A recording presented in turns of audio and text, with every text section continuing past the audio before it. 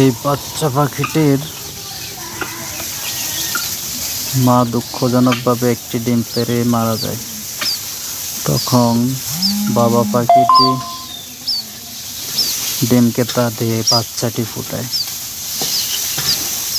আমার ঘরে আশেপাশে থাকে এরা, তো আমি ধরে এনে দেখলাম বাবা পাখিটি কী করে। এখন দেখলাম যে সে বাচ্চার জন্য ঘুরতেছে, ছেড়ে দিলাম। এখন বাচ্চা পাখিটি তার বাবার সাথে চলে যাচ্ছে। আসলে পৃথিবীতে মায়ের চেয়ে বাবার আদর কিন্তু কোনো অংশেই কম না। বাবা কিন্তু কোনো অংশেই আর সে বাচ্চাকে কম ভালোবাসে না, এটাই তার প্রমাণ। সে বাচ্চাকে তা দিয়েছে, ফুটাইছে, এখন সাথে নিয়ে ঘুরতেছে।